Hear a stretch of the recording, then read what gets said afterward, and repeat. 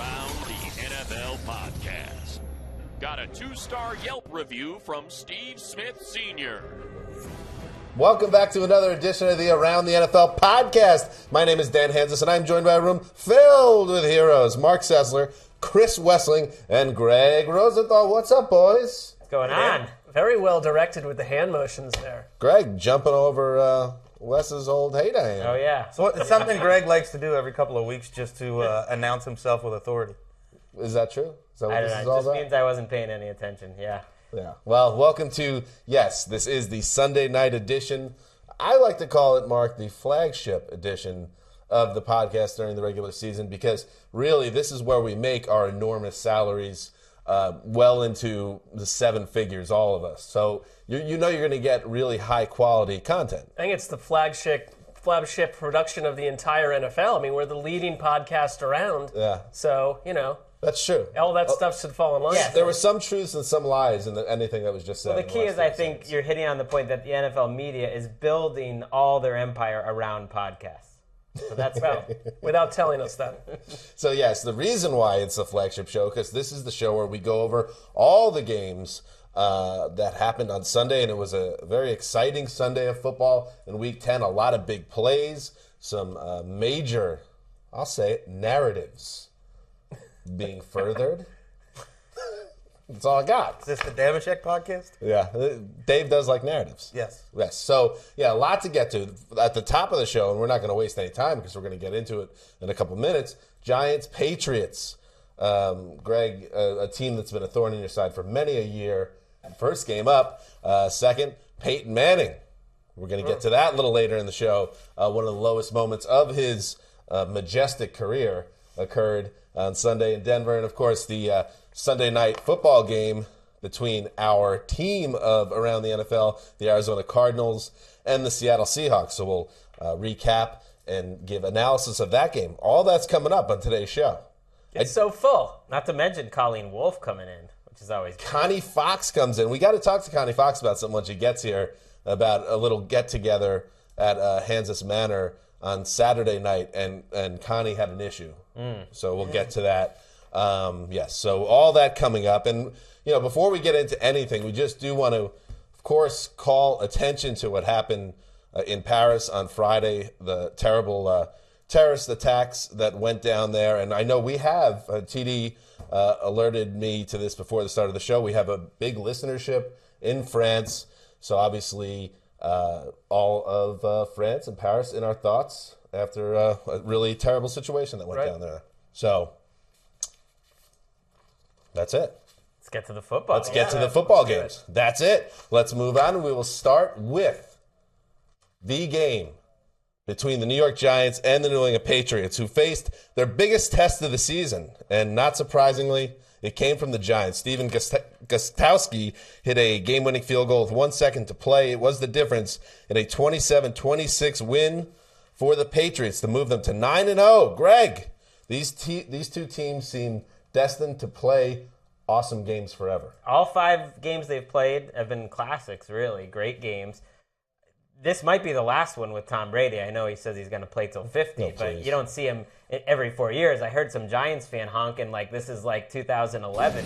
We'll get them back, or this is like 2007. We'll get them back in the Super Bowl. I don't think so with this Giants defense, but the Giants look like the better team today. This was the game of the year to me. It had a little bit of everything. If you're watching on YouTube, you're seeing the longest catch of Rob Gronkowski's career. You saw the longest play given up in the Bill Belichick era. That was by Odell Beckham. You saw, I think, the best performance by a cornerback I've seen all year after that Beckham catch was Malcolm Butler today. He was the MVP, I think, for the Patriots, and it was fitting. He knocked the ball out of Beckham's hand when it looks like they scored a touchdown late in the game. You hear about what the Super Bowl champion gets the best of every team week after week, and with New England this year, it has not seemed that way. I mean, teams have been lined up like bowling pins to get knocked over. This was the game, though, where New York seemed to want this as badly as any game they played all season, and they were a different team for most of this game than we've seen in most of their others. They were up 10 points in the third quarter. They were up 2 different times in the fourth quarter. Once the Patriots lost Julian Edelman at the end of the first quarter, they couldn't move the ball. I mean, that's why the field goal drive that Brady put together to ultimately win the game at the end of the game was by no means guaranteed because they were struggling to move the ball all day. And I think as great as this win was, it starts to show, okay, the Patriots are down their top 2 tackles. They're down Julian Edelman and Dion Lewis. They're missing Jamie Collins today. He should be back. But Julian Edelman has a broken bone in his foot. Who knows when he'll be back? These are significant losses. We're hearing, initial reports out there is that he could be sidelined into the postseason, which obviously changes a lot of what they do. And you're going to, I guess, ask a lot more of Danny Edelman. Danny Amendola, excuse me. Wes's boy, by the way, has had a lot of big moments for the Patriots. 4th and 10 at the 20-yard line here, needing a field goal. Who does Brady go to? He goes to Amendola. With needing yards to set up the Gostkowski kick, who does he go to? Amendola, who makes a great cut to set up the field goal. He's made a lot of big plays for the Patriots. I think he's not quite the athlete that Julian Edelman is. I think Edelman is one of the most underrated athletes in the league, but the drop-off from Julian Edelman to Danny Amendola is not nearly as severe as the drop-off from Dion Lewis to James White and Brandon Bolden. But now you're testing their depth. Yeah, but you take away what Amendola was great in his role as like the 3rd receiver, and now he has to step up one, and now you're looking at who? Like Aaron Dobson or Scott Chandler? It makes it easier for defensive coordinators to game plan when you take away Edelman and Dion Lewis. And Greg, you did have a good call on our previous show where you said, don't get excited, fantasy owners, to go get White and plug him into that backfield because there is no Dion Lewis replacement coming. So, yeah, without Dion Lewis or Edelman, this is going to be a real challenge. And I think Brady's the guy that can overcome anything. But this is a big deal. I mean, Edelman is going to change a lot of what they do. But we've seen Brady win, even with the talent that remains, the healthy players. He's won Super Bowls with lesser teams on offense. Fair. That's why this win, it was exciting to watch as a fan, and it reminded me of those 03-04, some of the wins that he would put together then, because it wasn't his best game of the season. He threw an interception on the goal line with just under 5 minutes to go. That was after a penalty wiped out a LeGarrette Blount play. He should have thrown an interception on the game-winning field goal drive on the first play of the drive. He threw a duck in the middle of the field, and the Giants lost it. On the throne of ease. Yeah, Greg's been through a tough stretch. We got to let's acknowledge that. I'm just saying it wasn't his best game, but in the end, on the 4th down play, when he needed an absolute yards at the end, he somehow got it and found a way to win a tough game against a game opponent. A gutty performance by the entire Patriots. Nay, the entire New England region should be patted on the head for another sterling effort. 9-0. Much better performance than by the Giants fan, who shall remain nameless here, who came over and started honking right when he thought the Giants had already won that game. That was unfortunate. They were sitting right on the goal line. And I give Tom Coughlin, I don't blame him for going for it and throwing the ball. They didn't waste time. But that decision ended up costing them. Beckham could not hold on to the ball. The clock was stopped at 2:01. It ended up giving the Patriots an extra 40 seconds when they stopped them. That was a catch, by the way. You thought it was a catch? Of course it was. I have no idea what a catch is. Nobody knows what a catch is, but he caught the ball. We're watching it. If you're on YouTube, we're watching the replay, and to me, there's the catch. That's when it's a catch. When you catch the ball. If that's in the middle of the field, there's no way that's a catch. Why would that be a catch? Probably because he caught the ball. But he doesn't hit the ground at all. I don't think this one was. This is so stupid of a rule. You can see he catches the ball and turns. How is it different than Golden Tate? Yeah, it's the same exact thing as Tate. No, Tate was coming into the end zone. It is very. It's a confusing How is that rule. even different? Give me a break. Their explanation was that the ball was knocked out just before the second foot was established. Right. But which isn't true, though. Well, according to that rule, I'm going to go back to delivering mail. I didn't think this was a controversy. I would have been stunned if they hadn't reversed it. It was weird that they called it that way on the field. I didn't think this would spark another controversy. Of course. Nobody has any idea what a catch is. Hear me out on this, Greg. Great play by Butler, though, who's making plays like that all game. Okay, we got Hold on to it, Beckham. If your boy held on to it with those strong mitts, they win the game. He blamed himself afterwards. He's a great young corner. Now, hear me out on this, Greg. At 9-0, you're now 7 away from going 16-0 for a second time. Well, this part of you is like, maybe it would have been okay to lose. Get that loss out of the way. They'll lose one. Don't have so much pressure on them by January. I agree. If I had to choose, I'd rather be 51. But they'll lose one. I don't think that's that big a concern. That's what happens. No, the injuries are far more of a concern than some kind of undefeated season. Yeah. Let us move on to another undefeated team, The Carolina Panthers, a former team of ATL, an efficient Cam Newton completed 21 of 26 passes, leading the Panthers to a 27-10 win over the Tennessee Titans. The Panthers also 9-0, Chris Wesseling. And you know what? One thing, and I saw in your write-up, they can run on everybody every week. Is that the key and the secret to their success this season? Well, I think they have a formula, and it's the same formula they've had for the last 2 or 3 years. Run the ball. They have gone 20 consecutive games with 100 yards rushing, which I believe the last team to do that is the 89-90 Chicago Bears. And for most of this game, the announcers were really worried the streak was going to end because I think 40 of those yards probably came in the fourth quarter. They got to 119, but they were sitting on 60 for a while. But yeah, I think this was a game where the Titans have a better defense than everybody thinks. They sacked Newton 5 times, and the Panthers still won by 17 points. I've given Mike Shula a lot of grief over the years.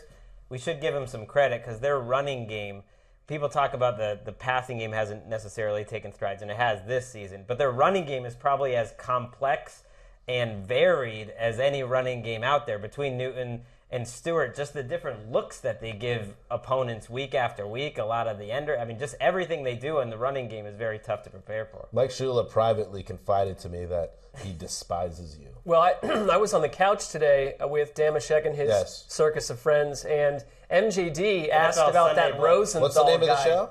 NFL Blitz package? I don't know. NFL Sunday Blitz. NFL Sunday Blitz. NFL Now Sunday Blitz. Every Sunday at 10 a.m. all day. All right, well, Greg, let's not get away from the point. MJD was coming after you about something you said about Shula way back when. Week 3. He has 4 different buttons he presses, one for each guy, and that's his specific thing he says about that guy. MJD, that is. That's my criticism. NFL Now Sunday Game Day Blitz. Is that it? Game Day Blitz. Game Day Blitz. All right. We got it. We got it now. We thought the Titans might be frisky in this game. And I guess they were. It was a one-score game for a while. 2-7, though. Mariota and Newton both came out firing, and both looked great in the first quarter and a half. Second half, the defenses took over. But yeah, Mariota looked pretty good, and then in the second half, I believe they had an interception, which was more Dorial Green-Beckham's fault. 3 punts, and then McCluster fumbled on their last drive. So they basically didn't score a point in the second half of the game. Mariota was due some bad luck after last week. He should give back that Player of the Week award. I've never seen it, and that was the luckiest thing I've ever seen. He didn't do anything to score 17 points in that game. Brandon behind the glass. Do we have Cam Newton got himself in a little more drama this week? Maybe we can just touch on that for a second, because of course we had last week Bannergate, which I feel like has been swept under the rug collectively by society, which is bogus because Mike Dobbs deserved better. Army man. You want us to keep talking about it? And now we flash forward 1 week. Now Cam getting his opponents upset. If you're watching on YouTube, you could check this out. He scrambles into the end zone and then does what Wes would call a little bit of preening. He's the best preener in sports.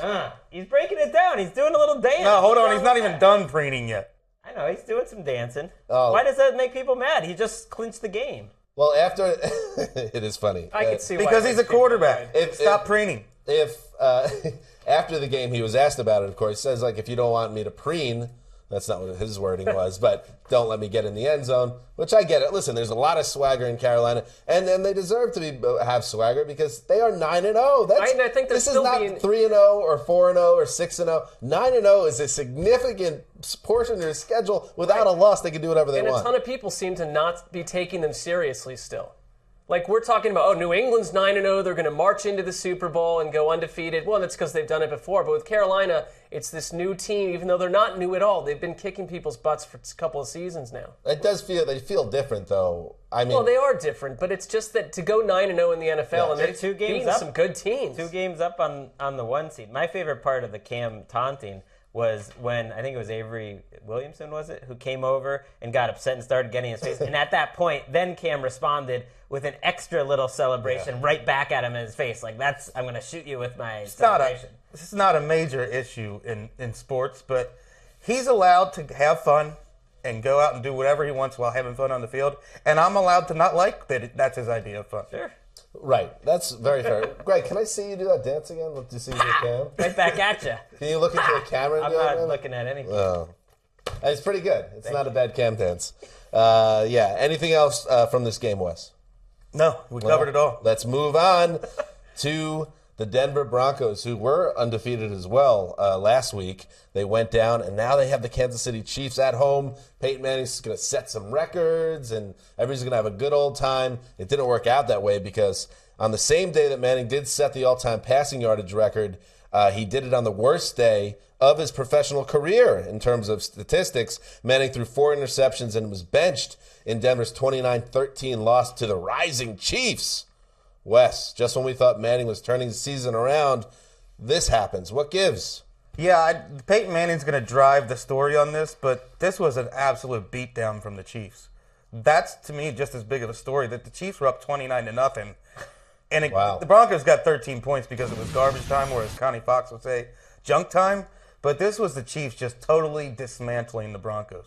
5 completions for Manning, 4 interceptions. He got benched for performance reasons for Brock Osweiler. It's like, I mean, that's an amazing thing that we're just accepting, okay, this somewhat fits in the arc of this season. It's happening. But that's a crazy thing that just happened out there in Denver. And is the game that crazy, though, considering some of the lower ebb moments we've seen from Manning this season? It feels like this game was coming at some point. I totally agree with Mark. I know Gregg's going to point to the injuries and say this game's way different than anything we've seen from Peyton Manning. It's just the bad throws we've seen from Peyton Manning extended over 2.5 quarters instead of 4 or 5 throws in a row. It's surprising because he's coming off his 2 best games of the year in a row. Last week was not one of his best games. He made a couple unbelievable throws in that game. They put up a lot of yards. I don't think he had a bad game. That's how bad his season's been. That's the second best game for this game to come after that. I mean, there was an injury problem. He was on the injury report. Gary Kubiak said after the game he was regretting. I'm sure the injuries were an issue. I think they were, but Peyton Manning has had this game in him. I think it was waiting to come out. After the game, Gary Kubiak had this to say, falling on the sword. Came out of practice Friday, Saturday. As y'all know, his ribs were bothering him a little bit. And I probably should have right there said, no, we're not. He's not going to go this week. But he's a competitor. He wanted to play. Akeem was out. DeMarcus was out. He wanted to go. He felt like he could go. But I'm disappointed myself because I probably should have made that decision yesterday and I didn't, so it's on me. That's a coach sticking up for his player and trying to deflect the heat. I guess that's part of what the coach is supposed to do. But that doesn't change the fact that Manning did not look competitive, and this is a major problem for this team. Yeah, I mean, also, again, like we've been saying, the throws that came today, we've seen evidence of this all season long. Whether he's healthy or not right now, separate issue. But the last time they played, we were all talking about how he was looking a lot better, and maybe he was turning the corner and they were going to be okay, and they got Vernon Davis in the building. So for me, this was surprising to see him regress so completely and fall off the chart the way he did. If I'm the Broncos, I know that my season is in serious peril because there's no solution here. Well, Manning afterwards said he blames his bad decisions more than any injury or anything like that. And a couple of the interceptions were thrown where he just didn't see a guy in zone coverage, essentially. So I don't know how you can blame arm strength on that. And that's what he's done.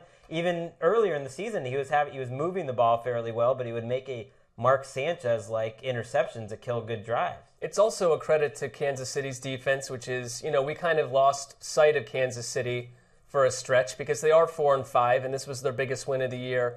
But what about the fact that a couple weeks ago I was touting Denver's defense as the 85 Bears / 2000 Ravens? Curse them. What's happened to them over 3? I mean, losing, the injuries have hurt them too. They were put in horrible field position all day today. How can you got 4 interceptions, so they're getting the ball in their own territory, and they stopped the Chiefs on third downs over and over again. They're without 2 of their best defensive players in the game. It's just it's a tough spot. And if you look at the Chiefs now, they've won 3 in a row, 4-5. You thought, when they lost Jamal Charles, you'd think that they're done. Even on top of the slow start to lose your best player. Greg, do you think they could actually be in the wild card picture by the end of the season, or is they're this in just the kind picture of a right little now? hot stretch? They are 1 game back, and I think they are playing better than any of those teams in the wild card race. I was really impressed with them. Not Pittsburgh. I think they are. They absolutely slaughtered Pittsburgh. I mean, they beat dominated. Landry Jones.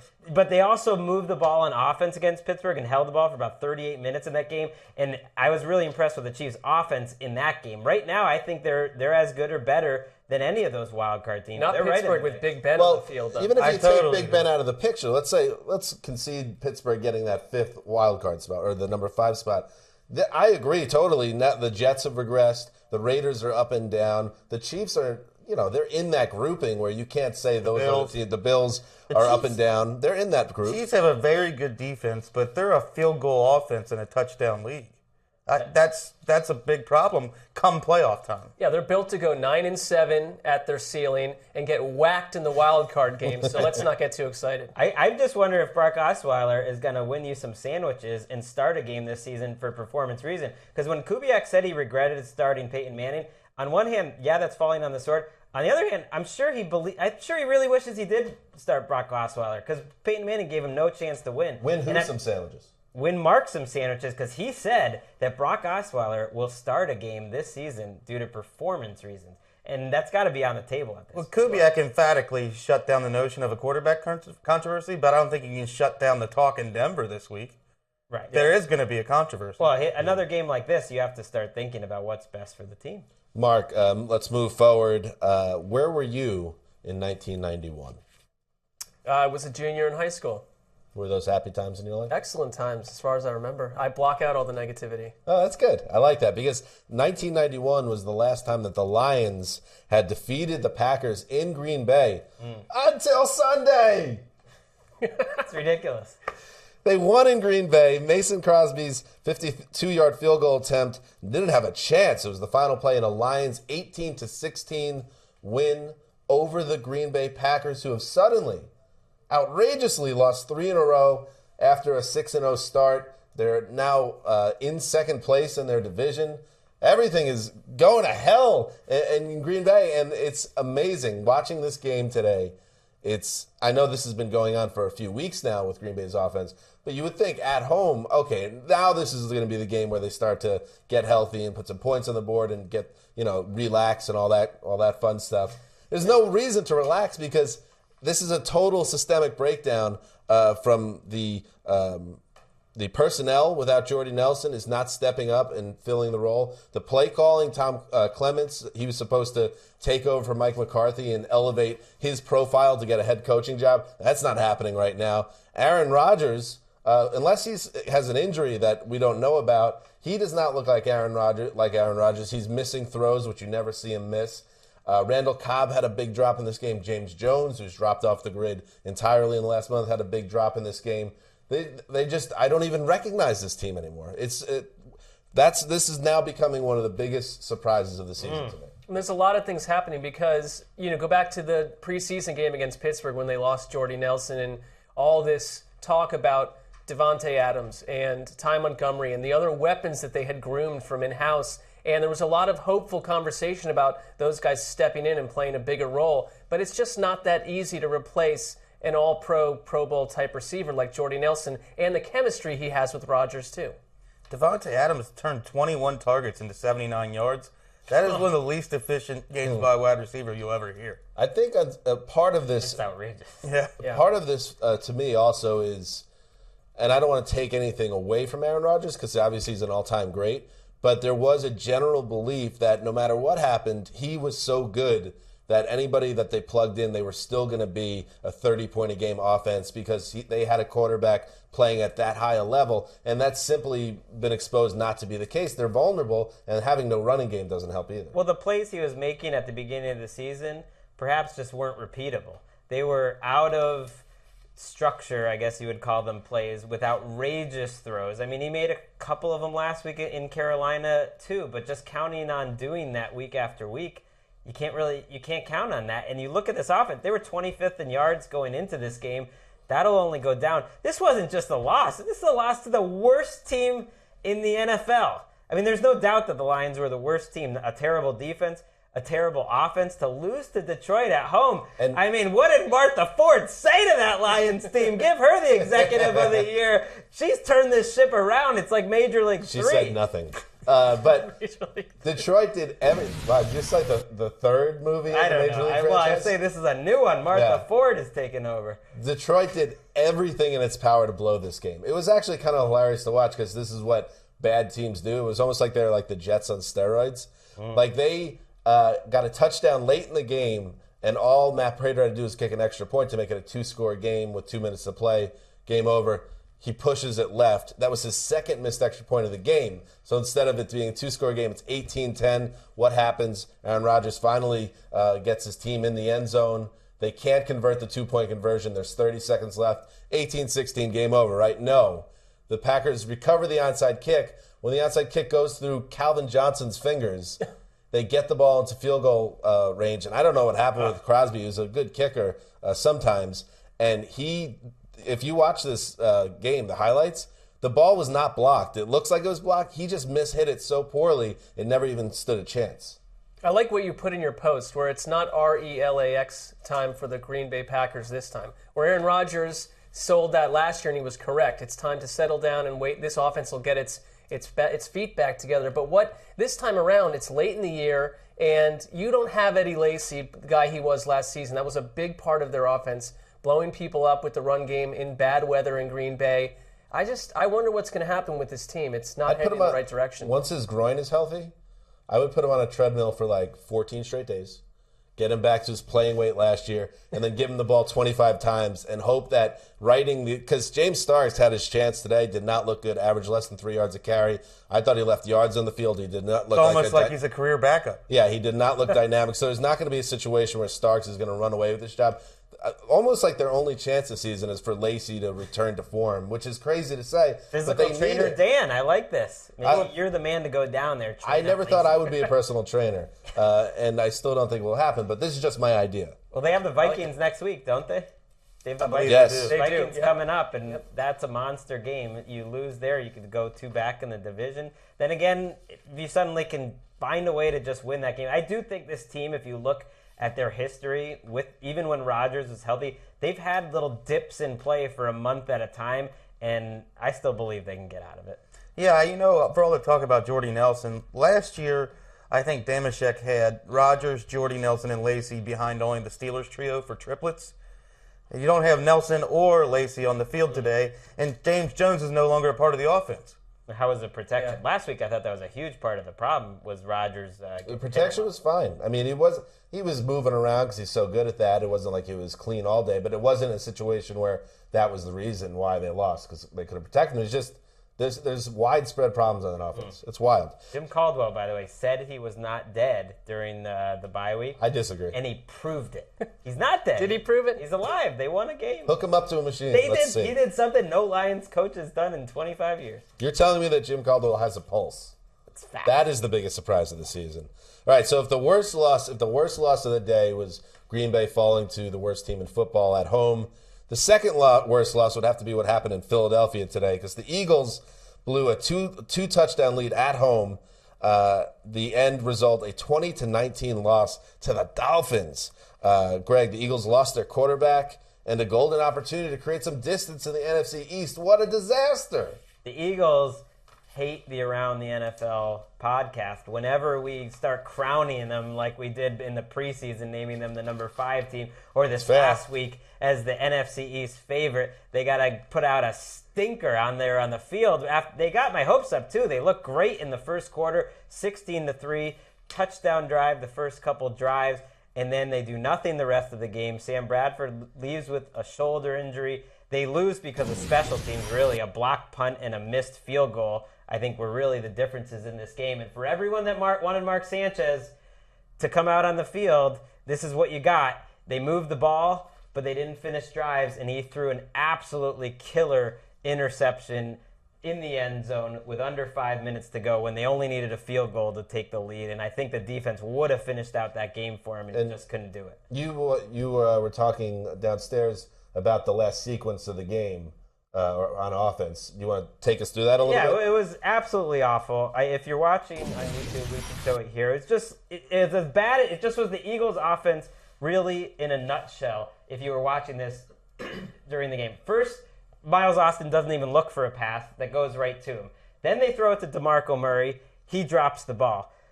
The next snap, Sanchez is a little too high, throwing it to Selleck. He can't make a tough catch. And then finally, on 4th down, the protection breaks down, and Marc Sanchez throws it way short of the sticks on 4th and 10, and the game is over. They were in the great position to just get 20 yards, kick a field goal, and win the game, and they couldn't do it. None of those passes were more than 7 yards in length, and they got 0 completions out of it. Total breakdown. It just feels like one of the most schizophrenic teams. What you get one week, and you think you've built some momentum, and you're going to get some traction with your running game or your quarterback play, and the next week it's completely different. That was great scientist work there, Greg. Thank you, sir. Bradford Wes. looked great in the first 2 drives. What, you want to shoot me down? No, Greg's much better at that. No, I'm saying, like, this is your chance now. Maybe next Sunday you could bang Greg with a sequence. All right. Ooh, I don't know. caught me in terms of sequence. Sounds disturbing. Yeah, maybe. Okay. Go ahead, Greg. Oh, I was just going to say, Bradford started the game. I think he looked really good for most of the game, but they moved, I think he had 122 yards in the first 2 possessions and then only 129 in the next 7. We should give the Dolphins some credit. The defense played well, really, the last 3 quarters of the game, and Ndamukong Suh had one of, if not his best game as a Dolphin, and they really shut down DeMarco Murray. They did what they wanted to do. I'm going to do, as everyone knows, I once got a 39 on a state-mandated math test in New York. But I'm going to do some math on the overall record of the NFC East. 9, 13, 15, and 27. No, that's incorrect. Almost nailed it. 15, and 22. That's not good. That is ugly. That's pretty bad. Almost half the wins are just in-division games playing each other. We'll get to the Cowboys in a second, but I'm just going to throw it out there. Wes, 2.5 games out. They're not dead. Talking about a team with a 7-game losing streak. I'm just saying the division is that poor that the season's not over if they ever could start winning games. Well, they know how to lose games. And the Miami can convince themselves they're in the mix again. 4 and 5, they're right there with That's the Chiefs' record. They're one game back. They didn't impress today at all, I don't think, but they still won. This week is really, in the AFC playoff pictures, telling you a real story. I mean, I think the Steelers are above those other teams in the mix, but the Bills, the Raiders, the Jets, if you want to throw the Chiefs in there, if you want to throw the Dolphins, none of those teams are juggernauts. So there's really no heavy favorite, I think, to take that 6th spot. I would just do what we normally do and line them up by strength of quarterback. I mean, that's why Pittsburgh's easily number 1, and I'll take my chances with the next best and why I'm quarterback. not feeling good about Miami. I mean, Ryan Tannehill never sees the free blitzers coming at him. It's either the line or it's him. They kept getting to him today. They tied a record, 3rd straight week where they took a safety. That's a ties an NFL record. How does that even happen? That's unbelievable. It was great on CBS because they were right near the goal line, and so then they showed the sequence of the 2 safeties, which were just on bad snaps the last 2 weeks, and then the next play, Tannehill just takes a sack and fumbles out the back of the end zone. The very next play. Depressing. So I brought up the Dallas Cowboys. Let's talk about them next. Jameis Winston scored on a 1-yard, I call it a nude bootleg. A lot of people say naked bootleg. I say nude, just to put my own kind of stamp on it. That feels a little dirty. I like it. Yeah, thank you. With 54 seconds to play, the decisive points in the Buccaneers' 10-6 win over the flatlining Dallas Cowboys. The Cowboys who were 2-0 when their quarterback got hurt. And all they needed to do was win a couple of games during this stretch with Romo. Supposed to be back next week. They could not win a single game. They have now lost 7 straight. And watching this game, it told you how important. We always know Romo's important. He's overlooked in that sense. They don't have anybody. They don't know how to close out any of these games. They've been in so many of these games, and they always find a way to lose. And I found it interesting. And when you guys check out this game during the week, you'll see the same thing, that they got Dez Bryant back, and he was supposed to be a guy that kind of stopped the bleeding. Today, he contributed to their loss. They had a 3rd and short with 5 minutes to play in the game. With a chance to move the chains and run out the clock up 6-3. Dez Bryant drops the ball. A nicely thrown ball by Castle was about a 7-yard pass. Couldn't hold it in. And then on the last play of the game for the Cowboys, again, Castle goes up with a deep ball. And instead of fighting for the ball, Dez is calling for a penalty. The ball's intercepted. And Dez Bryant doesn't make a play on a game on the line, deep ball, and one-on-one coverage. So, I mean, those are the type. Dez has to make a play either or there, and preferably both. And he didn't, and that's how you lose games. So bad teams figure out ways to lose games, and the Cowboys are a bad team. I think teams led by Brandon Weeden and Matt Castle also find ways to lose you know what? games. Castle wasn't great today. Castle was very good last week, And it's not just on him. It's just like this team is just, I don't know. It's got to at some point go back to coaching maybe a little bit.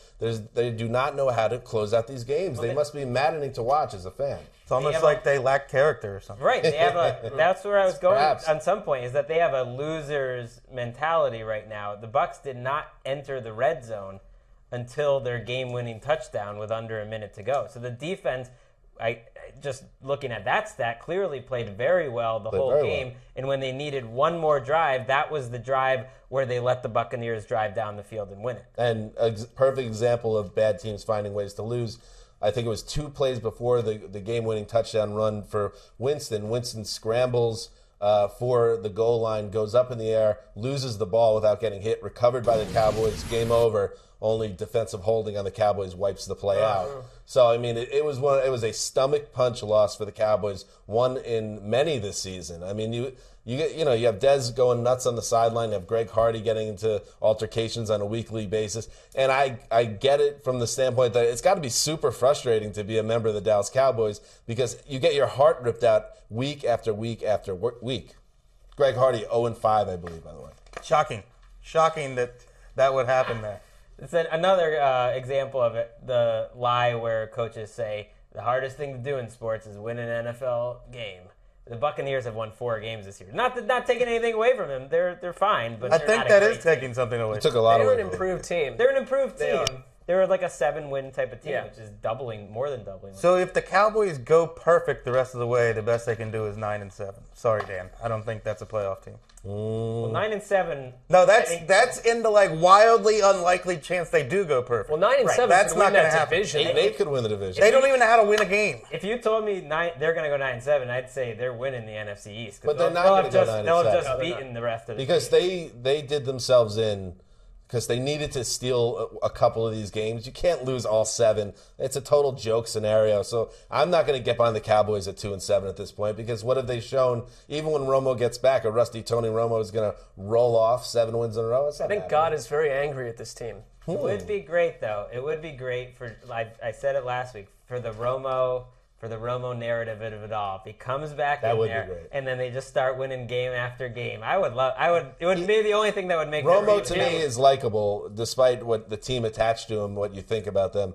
Wes, come on, Tony Romo, a little redemption leads him. I get a sense that Tony Romo is one of the nicest people in the NFL.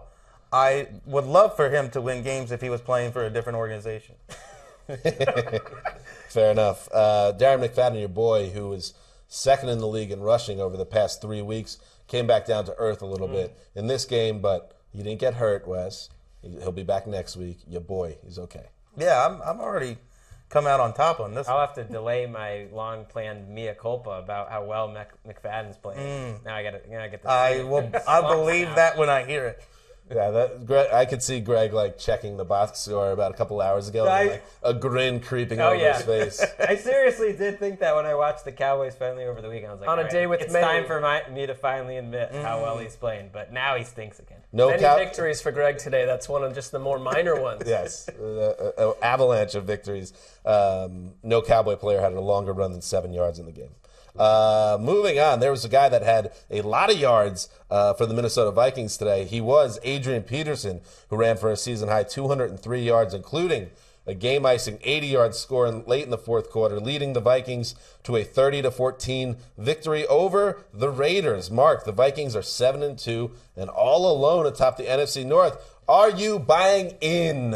I'm buying into their defense. I think they did a good job against Oakland today, and it's consecutive weeks in a row that their defense has started to show up and do the job.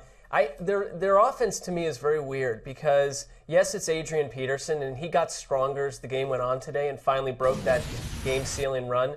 But the Teddy Bridgewater thing, I was watching him versus Derek Carr, and it's just a personal preference, but everything about Derek Carr I like better.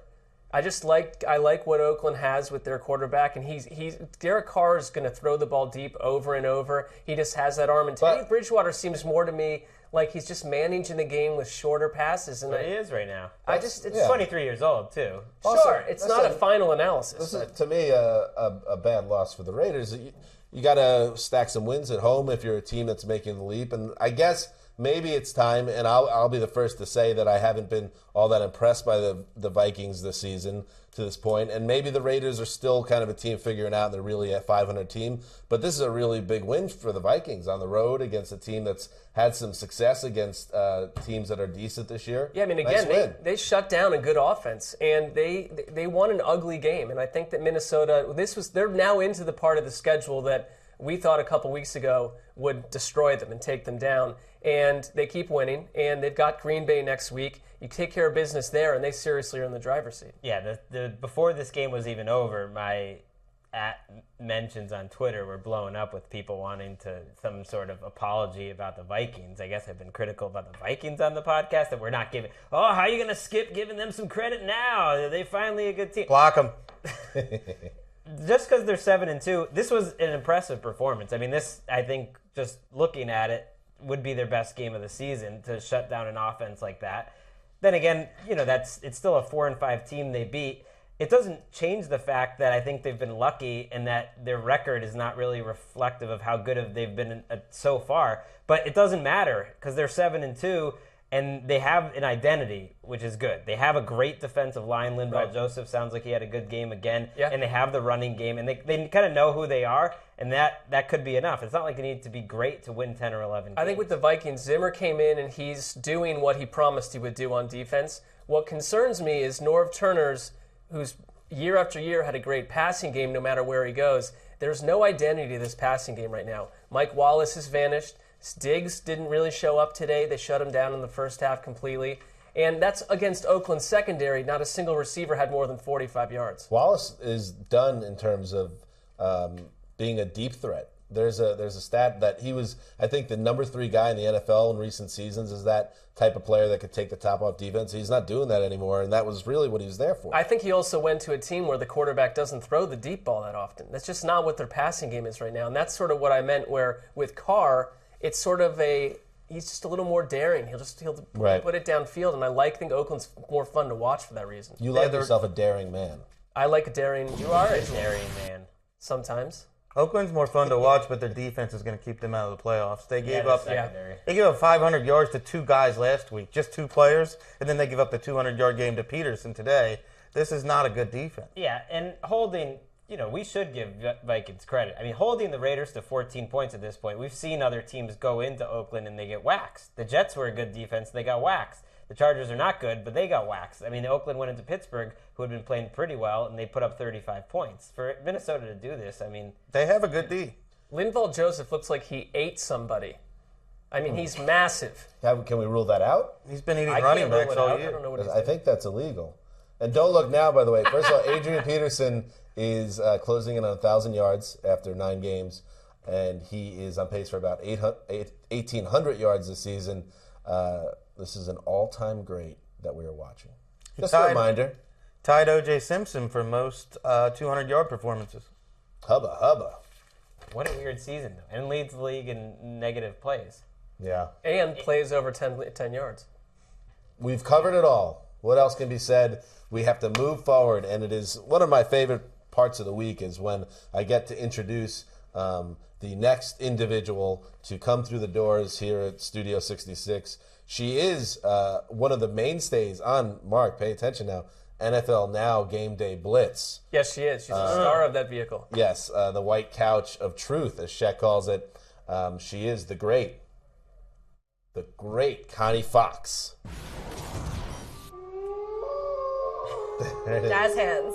Jazz hands. I went with jazz hands this week. It is never not awkward It's awful. on the ISO cam. I know. I'm really happy that we highlight it every week. Well, we could have made it even more awkward if Yep. we showed a video of some of your dance moves on NFL Now today, which was sent over the interwebs. Sometimes these things happen. I don't really know what to say about it. It just continues to get more awkward. Look it up. And I hate that this almost seems like Colleen comes in here and we, instead of saying, hey, how you doing, Colleen? We got agendas with Colleen because I got something to say about what happened last night at Hanzus Manor. No, my confidence is shattered. Can I bring it up? Go ahead. I've been thinking about it all day. We played a little bit of the card game Cards Against Humanity, which for those that are familiar with it, it's, I don't know, how would you even describe what that game is? It's like Balderdash meets something else. You might as well I be don't know. speaking Greek right now. Yes. But anyway. It's a card game. It's a card game where you try to disturbing game. Yeah, it's a disturbing game. You try to, have the funniest line and then people pick it. Colleen was shut out. Okay. Shut I out, got did a not have bad any batch points. of cards. That's the problem. Look, when you get a bad batch in Cards Against Humanity, there's no way you can redeem yourself. It is like taking over like a Matt Millen team where you're digging out from under it. Some GMs, if you have the right vision, you get out from underneath it. You did not. I did not. She didn't do anything wrong. She just performed I didn't do anything poorly right, in a game of Rosie. skill. Well, it wasn't. Yeah, it wasn't a great showing by I Colleen. had bad cards wasn't. and found a way to get a few points. So, I think Wes won. I did. So there you go. Yeah, I started getting desperate at the end. It was bad. It did. It was. A few Awesome. beers was in were your had, head. so Yes. All right. So Colleen, would you mind if we talk a little football? Let's do it. All right. Let's start with the Washington Redskins, who, they remain in the mix in the NFC East after embarrassing the crumbling Saints 47-14 at home on Sunday. Kirk Cousins threw 4 touchdown passes, 2 of them to tight end Jordan Reed in the blowout. Colleen, honestly, what does Rob Ryan have to do to get fired? I have no idea because I was thinking the same exact thing. This has been an absolute meltdown. The defense looks so awful. Every week, the Titans did it last week. Kirk Cousins looked awesome. He looked like he was unstoppable. He had 300 passing yards and 3 touchdowns at the half. I mean, he looked so good. But at this point, they just should have Dennis Allen take over because I have no idea how you even come back from such a terrible performance like this. You hear over and over that players love Rob Ryan, that they get behind him and just think he's the greatest coach around. He has all this support, but the results are an epic disaster. One thing, I guess, in Rob Ryan's defense is how would you do as a defense coordinator if you had Brandon Browner getting significant snaps week after week, who's hands down the worst cornerback in football? If you're Bill Belichick, you win a Super Bowl.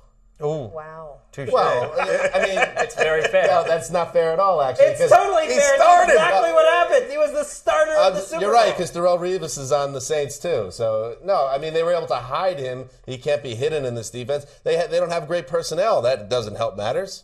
This team's a mess, a train Don't wreck sign personnel-wise. Brandon Browner if you're Rob Ryan making that push for that veteran cornerback. Well, this we is the don't know bye if week that's for the gonna happen. Saints, and I don't think anyone will be surprised. In fact, maybe we should just assign somebody out scores the 40 article points now. on it? Wes, you're in late on Mondays, so you're out of the mix.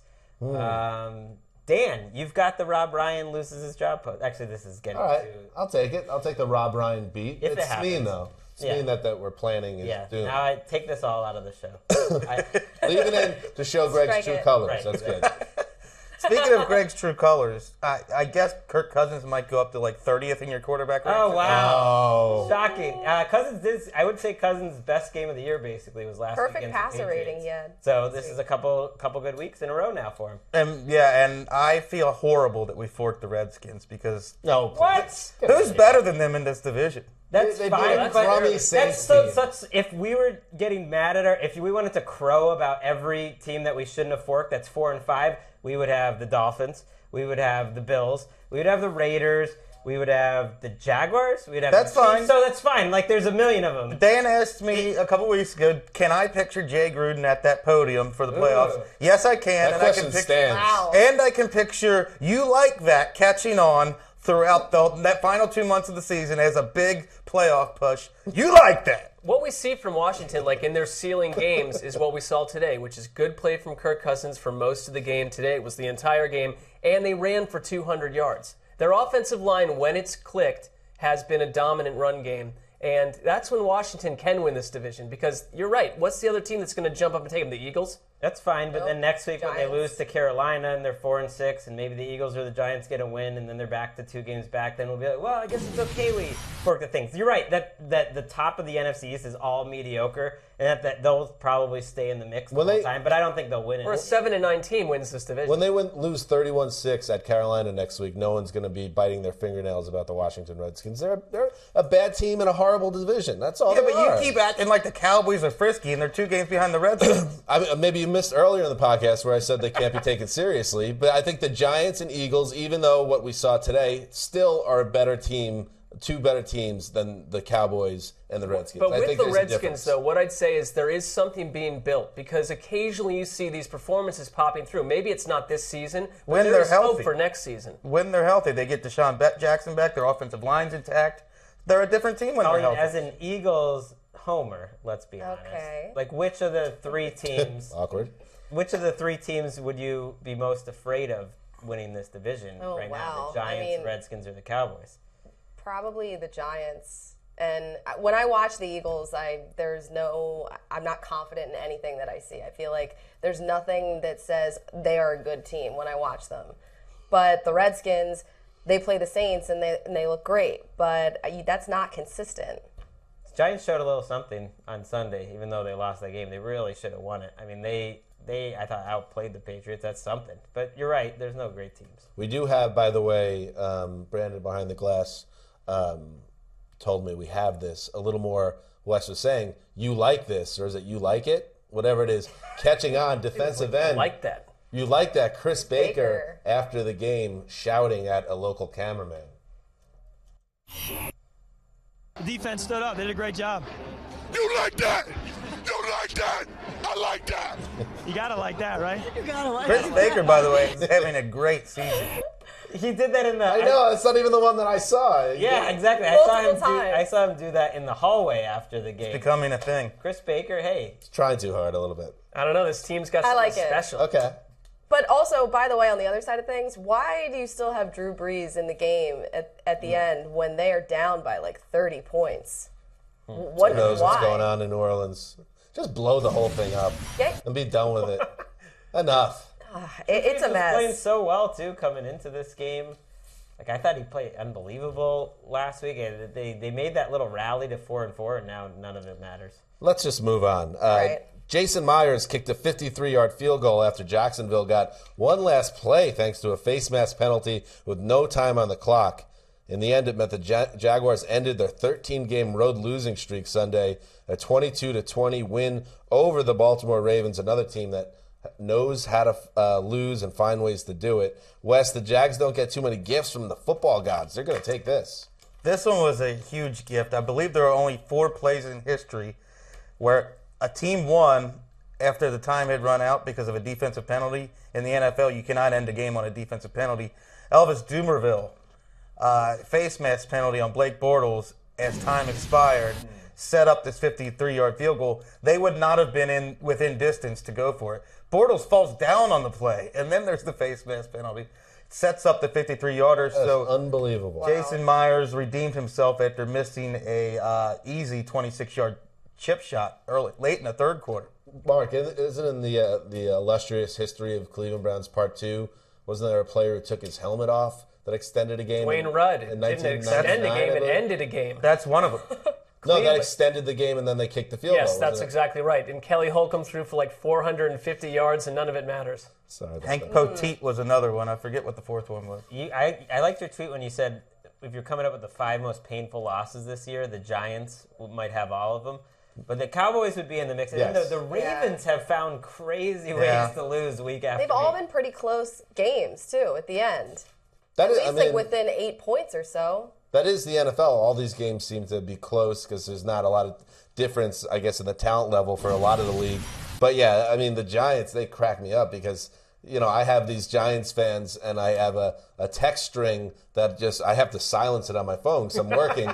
But it's just conversation. And I wish I could read it, but there's so many expletives involved. Just pure anger because every Giants fan thinks that they should be 7-2 right now, but they're not. Those are the same Giants fans that you invited to the Super Bowl a couple years ago. I know, that's why I don't hugging feel bad. each other with the Super Bowl trophy in their arms. So This was not an impressive game for Jacksonville. They had trouble moving the ball against the secondary that Mark has been pointing out on a weekly basis. Everyone throws on the Ravens, but they had trouble moving the ball. And then the Ravens offense, Flacco's numbers look pretty good, and he played pretty well, but it's just telling that Kamar Aiken is the only guy you're throwing to outside the numbers, and you've got 3 slow tight ends that you throw to, and that's about it. Yeah, Flacco, he had 2 interceptions, lost that fumble, too, in the game.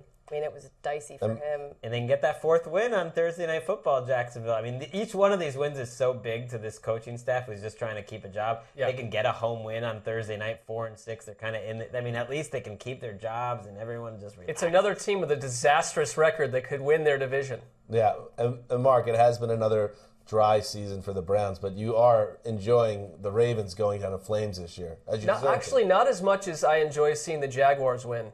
Because being there in London and kind of being around that team, I think that I hope they don't blow this thing up no matter what happens this season. Magnanimous of you. I want one more year from the coaching staff and the GM and all that business. Way to spin it positively. Well, I tried. I'd like to somehow scientifically test what's inside of your heart, because I still feel like there's a lot of bile in there about Terrell Suggs and John Harbaugh and a lot of those Ravens. Oh, I can't stand the Ravens at all, but they've got enough of their own you problems. love this. Yeah. You love it the Ravens are having a terrible season. Well, it's I don't want to see them get a higher draft pick than the Browns. That would be the ultimate disaster. Okay. So win some games, please. All right. Speaking of the Cleveland Browns, they played the Pittsburgh Steelers in Pittsburgh. They were supposed to play Landry Jones, but Landry Jones gets hurt early in the game. Who comes in? Ben Roethlisberger. He throws, I don't know, it throws for what? 740. 379 yards, 3 touchdowns, a 30-9 win over the Browns. Mark, only the Browns could find a way to force Pittsburgh to beat them with Ben Roethlisberger. It is the most Cleveland loss ever, and it's been 12 in a row losses in Pittsburgh. The last time they won was 2003, and it looked like all the others. You just don't have enough to take care of Big Ben. And he, I understand he's so-called he's injured. Nonsense. He looked fine to me. So-called Came in and just whipped the ball all over the place. And Cleveland's defense is an absolute disaster. There is no excuse for what is happening on this side of the ball. It's good they got Mike Pettin in there to, shore up the defense. Well, he has so many, and they, and Jimmy Haslam after the game, because this was a week where people thought if they get waxed by Pittsburgh, which happened, that they could wipe this coaching staff out. And Haslam, after the game, the owner said, no big changes. But he did tell them they need to soul search what's going on. Because, number one, they're talking about putting Josh McCown back in at quarterback and just floating through the rest of the season with not a single thing for the fans to be excited about. Football report, at least. Well, big numbers. This must be the 375 yards, but only 9 points. It came out of nowhere because I was watching him, and suddenly he had a ton of yards, and he made a couple big throws. It was still not an overly impressive game by Manziel, frankly. I think he just doesn't look in control or very comfortable out there, and he's still learning. But he finds a way 4 or 5 times a game to escape what should be a disastrous play and make a throw. There's no other quarterback in Cleveland that can do that. So I would say ride with him. And I'll say this in Johnny Manziel's defense, we spend hours talking about how things are tough for Aaron Rodgers because he doesn't have Jordy Nelson. What does Johnny Manziel have besides Gary Barnage? You know what he has? Duke Johnson's an okay player. He's got no wide receivers. Travis Benjamin's having a really good game. Benjamin is. This is not a great offense around him. And they promised they promised all offseason that we're going to pound you with the run, play like a Brown. God. 14 carries for 15 yards. And a ton of penalties. They had a total, of 12 negative rushing yards. You want to paint a picture of a team that looked like they didn't practice last week. This is it. This is what's going to happen. Whoever the GM is, let's just say it's Ray Farmer, Gary Barnage, knock at the door, right? Farmer opens it up. I'm Gary Barnage. You know who I am, mate. But you got to get some better playmakers around me, man. Come on, we got to have an offense that's mega, man. This offense ain't mega. You know it. And keep Johnny football. Gary Barnage out. Sounds accurate. Great. Wow. You need Barnage to have a bigger voice in the front office, is what I'm saying. I like what he had to say. Be a leader. Be a leader, Barnage. By the way, I know I'm going to get just flooded with just bile from our British listeners who do not like when I use my British accent. They find it, I think, almost offensive. But that's it's the best I can do. It's remotely and closer to not accurate.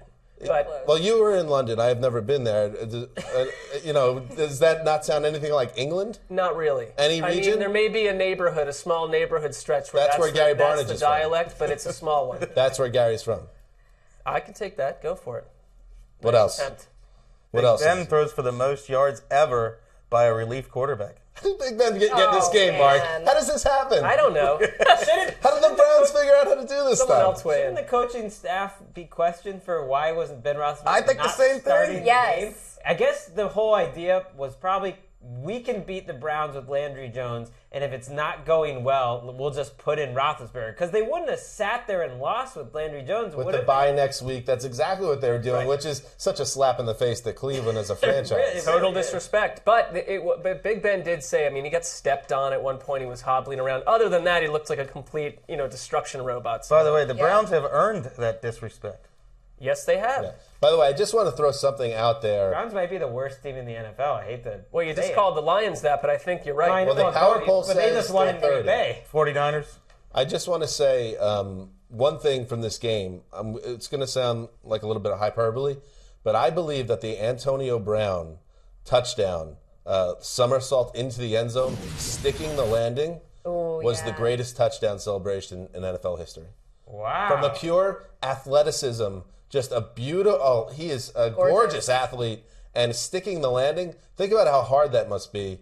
And he's a superhero to me. He can retire now. He's been called a gorgeous athlete by Dan Hanzus. You could even, that's not even necessarily a celebration. perfect, though. It literally was just part of the touchdown. I mean, he did that. That was part of the game. He crossed the goal line like that. That's awesome. TD just told me in my ear that The Rock, he works out with Dwayne Johnson, which Well, perhaps. you can tell now.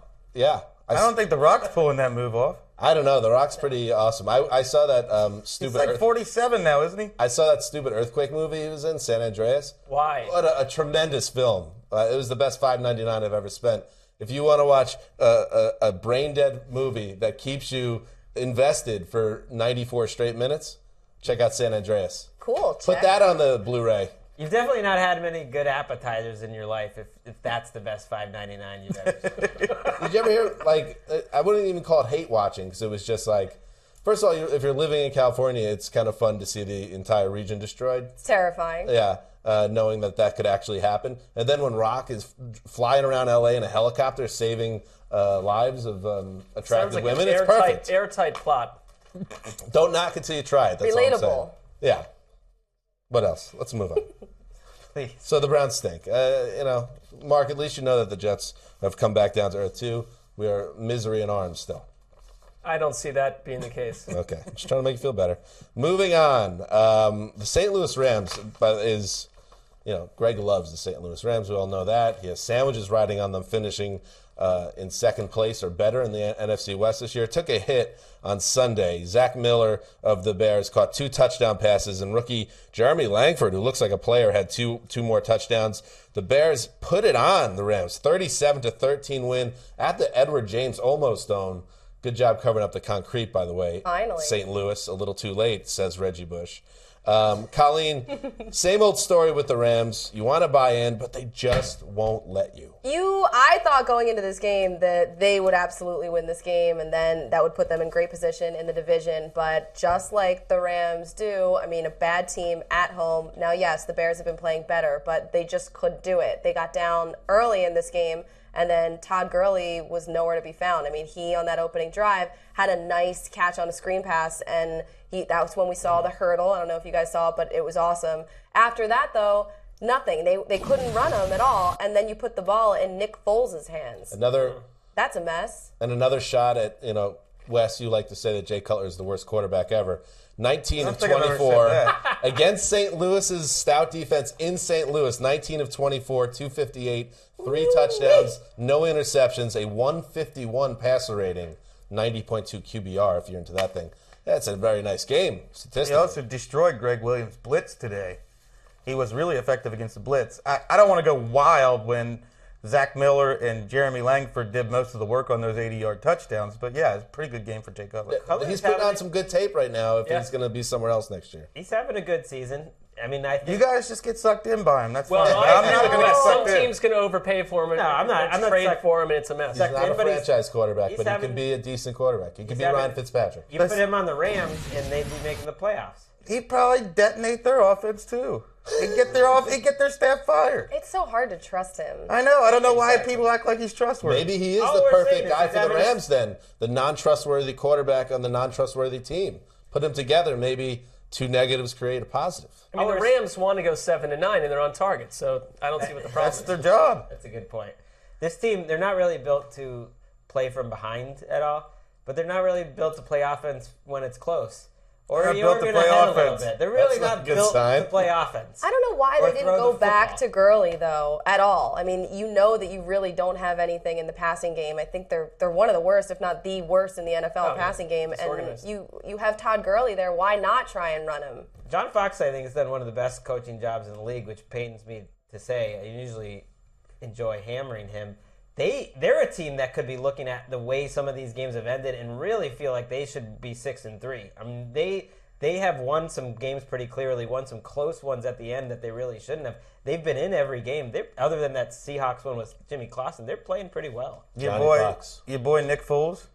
Nick Foles. I say your boy because last week you said he was like one of the best deep throwers in the league. I said he can throw it I don't think really it's his far, boy. about as easily No, as anyone what else. Greg I don't said think he's was good at that. Nick Foles has a giant hose, he said. You did. It was weird. 0 for 12 on passes of 10-plus yards off downfield. target. Sunday. They went really far, though. Most attempts on such passes without a completion in the last 10 years. And Not good. to add insult to injury, Brandon behind the glass can help us out with this.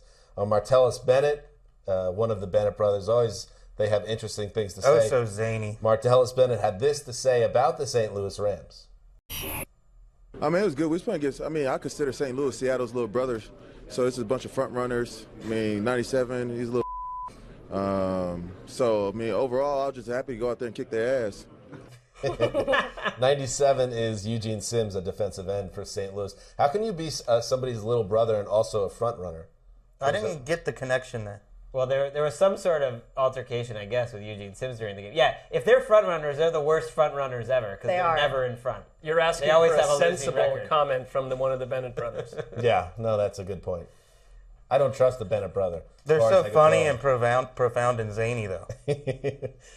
yeah, so Greg, you're nervous about them being a team that's going to contend or get second place. Sandwiches on the line.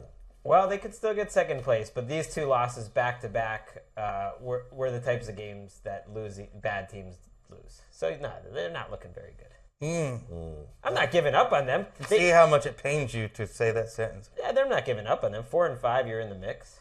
That's big of you, Greg. You're saying I'm not perfect. I'm not giving up on my beliefs, but I know I'm in danger here. That's a very Would charitable you- view. I don't know where that's going. Would you start Case Keenum over Nick Foles? No. Nick Foles Well, completed 47% of his passes. Case He's Keenum not might good. come Why not in then, this right? game. I was wondering why. Wes wants Case Keenum back in Let the your game. Case Keenum flag fly! I was wondering why Chris was sitting up a little straighter. He was like, I forgot about that. Case Keenum played today. I forgot about the Case Keenum crush of 2013. All right. So that's what Matt Schaub has wrought. My Case Keenum crush. Dangerous times. Connie Fox. Yes. You've said it all. You've come and delivered generous insight with a slice of mirth is what we look for. That's great. In all our guests. Happy to help. But I don't even view you as a guest. You're part of the team. Thanks. I think that covers it. That's good. Well done. That's nice. All right, Connie, join us again next week. And I we'll do will. this again. All right. Out Do goes. this again. Yeah, oh, look. All right. It's not getting less awkward. Nope, it's not. If you're not watching these shows on Sunday on YouTube and NFL Now, just for the awkward ISO cam, you need to be watching this because it's not getting easy. It's still up. It's still there. It's just- It's still happening. Each second passes. All right, thank you, Colleen. All right, Colleen has left us, as has Marc Sessler, who had some family things to tend to. I think we could take it away from there, though, guys, because we have a team to talk about, a very special team that achieved a very special honor. Oh, yes, it is the Arizona Cardinals, who are in the driver's seat in the NFC West after a 39-32 victory over the Seattle Seahawks at the Clink. A huge win in prime time for Carson Palmer and company. Palmer threw for 363 yards, 3 touchdowns. Arizona had a 19-0 lead in this game initially, 22-7 at the half. They gave it all the way back to the point where they were trailing 29-25 early in the fourth after Bobby Wagner ran back in a fumble return. But this is when Yes, and Greg, as you know, I am the president of Statement Games. The Statement Game Committee, yes. This was a statement game by the Cardinals because with the clink going absolutely bonkers after Seattle took the lead, what does Arizona do on its final two possessions? Bang, 80-yard touchdown march. Bang, another 80-yard touchdown march. Game over. Drew Stanton dancing. Wes beaming.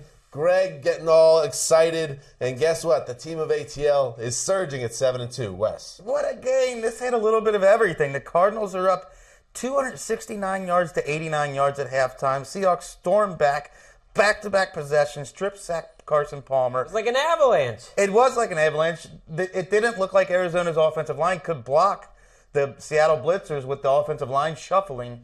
And then Arizona comes back. They find their mettle. They find their backbone. Fight back with two big drives. Andre Ellington's skirting the sideline and Drew Stanton going crazy. I don't think Bruce Arians would have it any other way. He told Chris Collinsworth this is kind of one of those hump games they need to get over. For them to be the team that he believes they should be, they have to go to Seattle and win a game, and to be put in a situation where they had that much adversity in the fourth quarter and then to come through, that's money in the bank that they should be able to cash in all year. Forget about the NFC West. I mean, the Seahawks have an uphill battle to make the playoffs right now. The NFC West is going to be the Cardinals unless something seriously goes wrong. And something seriously went wrong last year with Right? Carson Palmer blowing his ACL. But that's really, it seems to me, the only way that this team can be stopped now getting into the playoffs and being a high seed in the playoffs.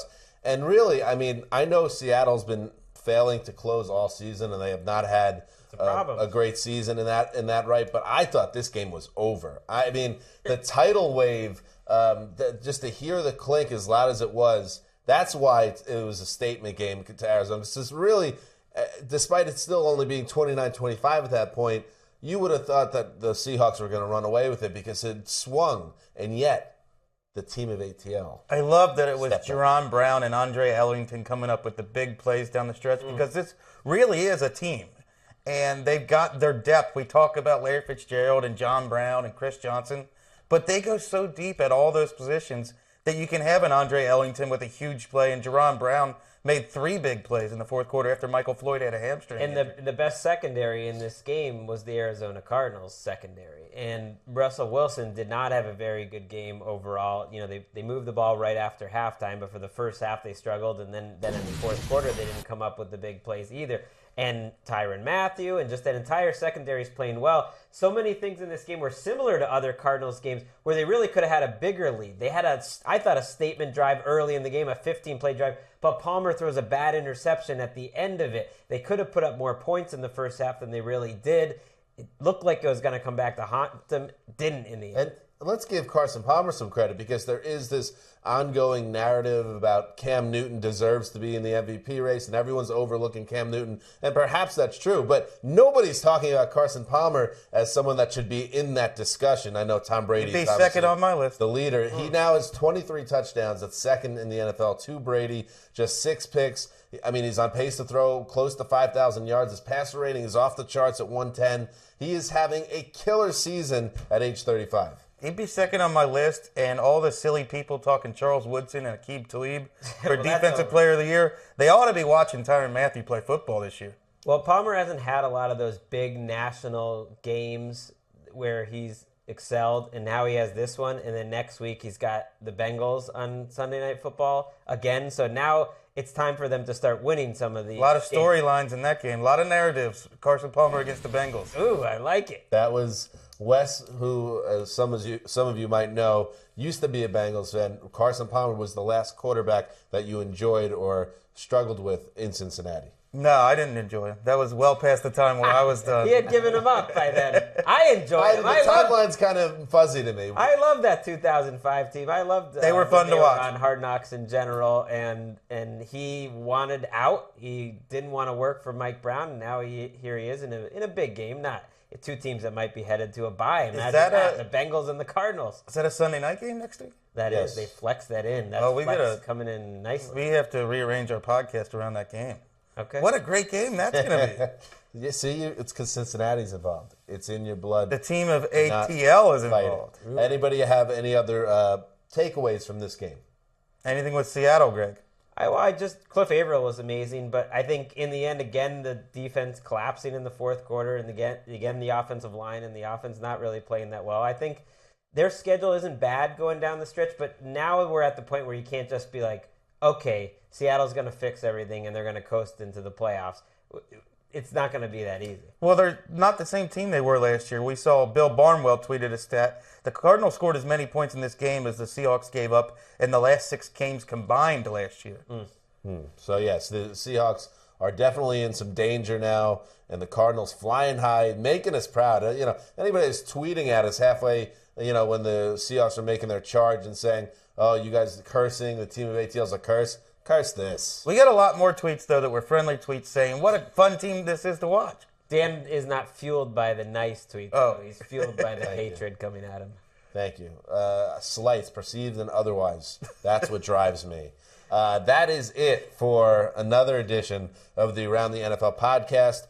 Thank you for listening and watching on YouTube. And just know we have another 3 shows coming up this week. The next show is Tuesday.